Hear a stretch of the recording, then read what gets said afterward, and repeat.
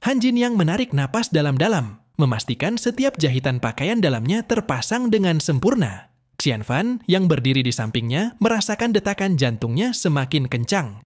"Nyonya, apakah malam ini akan berbeda untuk saya?" bisiknya pelan, mencoba menekan gairahnya yang hampir meledak. Tiba-tiba suara ketukan lembut terdengar di pintu kamar. "Nyonya, bolehkah saya masuk?" Suara lembut Bai Qingling memecah keheningan ruangan. Han Jinyang segera bangkit dari duduknya, memperbaiki rambutnya, dan menyentuh sedikit pakaian dalamnya. "Pendeta Qianfan, silakan buka pintu dan biarkan Tuan Bai masuk," ucapnya dengan tenang. Tapi Qianfan dengan ekspresi muram menatap Han Jinyang. "Jadi, Anda meminta Bai Qingling untuk masuk, sementara Anda masih ingin membantu ayah Anda, bukan?" gumamnya dengan nada pahit. Han Jinyang merasa jantungnya berdebar kencang. Situasi ini semakin rumit daripada yang dia perkirakan. Namun pada saat itu, Bai Qingling membuka pintu dengan tegas. "Terima kasih Nyonya atas kebaikan Anda. Larangan terhadap gedung bintang tidak akan menghentikan saya." Dia melemparkan pandangannya ke arah Ren Qianfan. "Orang yang disiplin seperti Ren tidak akan terhalang. Saya diundang datang ke istri Anda untuk membahas hal penting. Dan sudah saatnya untuk pulang ke pagi hari." Bai Qingling memberi hormat pada Ye Hongyi. "Sekarang Anda adalah penguasa Changming yang sejati." Dia berdiri tegak, pergelangan tangannya mengepal. "Mulai sekarang, pakaian merah akan menjadi penguasa Changming, ayah baptis. Kami berdua akan bergandengan tangan untuk mengembalikan kejayaan sekte Changming." Saat ini Bai Qingling berpikir bahwa ketika dia memakai cincin itu, dia masih merasa seperti pernikahan gaya barat. Namun, ketika Ye Hongyi membuka mulutnya, situasinya menjadi semakin tegang. Bai Qingling melihat Chen Xinger di tengah kerumunan, tampaknya sangat tidak senang. Saat kebingungan semakin meningkat, tiba-tiba Nangong Taishang berseru, "Saya tidak setuju." Dia melanjutkan dengan menghadap Ye Hongyi dan mengatakan, "Aula Guru Ye telah datang ke puncak hari ini, memperoleh tahta pemimpin sekte, tetapi Bai Qingling tidak dapat memonopoli kekuasaan dan disebut ayah baptis. Hanya ada satu orang di sekte kita yang dapat disebut ayah baptis selama ribuan tahun." Namun Bai Qingling mengabaikan Nangong Taishang dan menoleh ke arah Ye Hongyi dan bertanya kepada Tuan Master Sekte, "Bagaimana menurut Anda?" Ketika Ye Hongyi mendengar kata-kata Master Sekte, dia langsung merasakan arus listrik mengalir ke seluruh tubuhnya, yang membuat dia merasa segar. Lalu, dia langsung berteriak pada Nangong Taishang dan berkata, "Mengapa hal itu tidak bisa dilakukan? Karena ada presidennya." Atau apakah Nangong Taishang juga mencoba meniru Mongolia? Ketajaman Bai Qingling tidak bisa ditipu. Bai Qingling dibunuh bisa secara sembarangan. Luo Fenghuo dan dua pejabat senior Mongolia. Perilaku seperti itu tidak akan dihukum. Pemimpin sekte yang menyebabkan kekacauan harus memberikan penjelasan kepada seluruh sekte. Ye Hongyi terdiam, tidak mampu menahan diri untuk tidak melihat ke arah Bai Qingling. Bai Qingling memandangnya dengan cemoohan. "Aku terlalu malas untuk menjelaskan padamu. Kamu tidak pantas mendengarkan pengetahuan ini. Kekuatan dapat dipelajari dari dunia pedang jiwa, menuju posisi Nangong Taishang dengan memegang pedang Nangong Taishang." Lanjutnya, sambil mundur, selangkah kemudian maju, mencabut pedangnya dengan hati-hati. "Selama 2,5 menit, aku memegang pedang jiwa Changmin yang telah diwariskan oleh Grandmasterku, sesuai dengan warisan dari Patriark Changmin. Mereka yang memegang dua senjata suci pada saat yang sama memiliki kekuasaan untuk mengeksekusi pengkhianat tanpa batas. Jika itu adalah kenyataan, maka Bai Qingling benar-benar memiliki otoritas ini." Saat ini, Bai Qingling maju dan matanya yang tajam menatap Nangong Taishang, seolah-olah mengungkapkan bahwa dia telah menemukan kepalsuan di balik segala omong kosongnya. Bukankah selama ini, belajar dari sikap harimau yang perkasa sudah cukup baginya?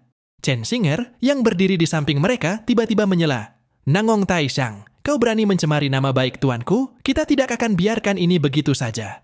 Bai Qingling meluruskan tangannya seperti pedang dan mencubit wajah Chen Xinger, tapi berkata, "Kamu tidak tahu apa-apa. Nangong Taishang yang doyan bicara sudah mulai menyadari bahwa situasinya tidak menguntungkan baginya. Pedang telah terpasang dan saatnya bagi kami untuk pergi," kata Han Jingyang dengan tegas. Namun, Chen Xinger masih berdiri, memandang dengan tajam ke arah Nangong Taishang. Tan Tailingin tertegun ketika melihat kedekatan antara Chen Xinger dan Bai Qingling. Dia tidak bisa menghentikan pikirannya untuk bertanya-tanya mengapa Xinger begitu dekat dengan mereka dan kenapa dia tidak mengikutiku. Meskipun ia dekat dengan Sister Li Shui, dia masih merasa terganggu oleh pikiran itu. Sementara itu, Ren Qianfan dapat melihat ekspresi Tan Tai Lingin yang terganggu dan berpikir dalam hati tentang metode manipulatif Bai Qingling dalam mempermainkan pikiran wanita. Han Jingyang berkata kepada Ren Qianfan, sepertinya istana Youluo akan menggantikan istana raksasa di masa depan. Demi kepentingan istana Shura, kita hanya bisa berkomunikasi lebih dalam dengan Tuan Bai di masa depan. Ren Qianfan mengerutkan kening, mungkinkah kita dapat berkomunikasi? Saya masih ingin dia mengetahui kedalamannya dan Anda mengerti fundamen dari langkah-langkah yang kami ambil, serta mematuhi perintah sistem. Saya ucapkan selamat kepada tuan rumah atas penyelesaian misinya. Hadiahnya adalah Flame Demon Stone Palm dan 3.000 poin. Setelah mendengar ini, Ren Qianfan segera mengutuk dengan marah. Bai Qingling, kamu terlalu mengganggu. Jika saya tidak menunjukkan kekuatan saya, Anda benar-benar berpikir bahwa penguasa Shura adalah pecundang. Aku akan memotongmu menjadi beberapa bagian. Tetapi pada saat ini, Han Jingyang berdiri di sana. Bai Qingling berdiri dan berteriak, Ren Qianfan, kamu mencari kematian. Setelah mendengar ini, Ren Qianfan berlutut dan menangis, mengatakan bahwa itu kesalahan Bai Qingling. Nyonya, saya hanya ingin melindungi reputasi Nyonya. Namun, Han Jingyang mengabaikannya. Dia langsung berkata, keluarlah. Tidak peduli suara apapun yang Anda buat, Anda tidak diizinkan masuk. Apakah Anda mengerti? Wajah Ren Qianfan tiba-tiba menjadi pucat. Dia gemetar dan memanggil Nyonya. Namun, detik berikutnya, Ren Qianfan terbaring di pintu dengan ekspresi penasaran. Di wajah Nyonya memerah setelah memandang Bai Qingling di kamar. Tuan Bai kemudian meminta teh. Bai Qingling mengambilnya dengan santai dan berkata, Nyonya Ren sopan. Tapi, dalam benak Bai Qingling, dia berpikir, saya ingat di karya aslinya. Ada plot di mana Han Jingyang melarikan diri dari tangan saudara perempuan, He Huanzongji. Tapi yang tidak bisa dia hindari adalah batu giok cinta yang ditanam di tubuhnya oleh Ji Taimei. Malam ini adalah ledakan cinta terbaru di tubuhnya.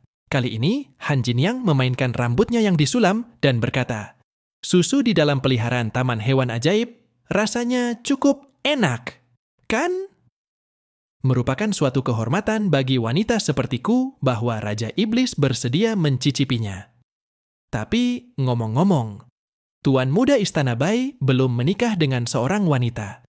Bukankah luar biasa jika dia bersenang-senang memasak ramuan lezat, menyeduh teh spiritual, dan minuman abadi? Bai Qingling berpikir dalam benaknya. Penampilan Zheng Singer sedikit mengganggunya. Dia berkata, Nyonya, mari kita ceritakan apa isi undangan itu. Tapi Han Jingyang yang melihat ekspresi Bai Qingling, menjilat bibir manisnya dengan wajah memerah, mengira dia pemalu karena tertarik secara seksual pada selirku. Memikirkan hal ini, Han Jingyang meletakkan kaki celana sutra hitamnya di paha Bai Qingling dan menggosoknya. Selirku dan penguasa istana bunga, Bai Qingling, melihat kaki Han Jingyang dan tiba-tiba merasa gatal dan tak tertahankan. Tapi dia masih memiliki rasa takut di raut wajahnya. Kenapa dia menyebut penguasa istana bunga dan penguasa istana putih berkata dengan tatapan acuh tak acuh? Dia benar-benar tahu apa yang dia tanyakan. Atau mungkin ini caranya memanipulasi wanita. Tahukah kamu kaos kaki di kakiku terbuat dari apa? Muridku juga suka memakainya. Tapi dia lebih suka warna putih.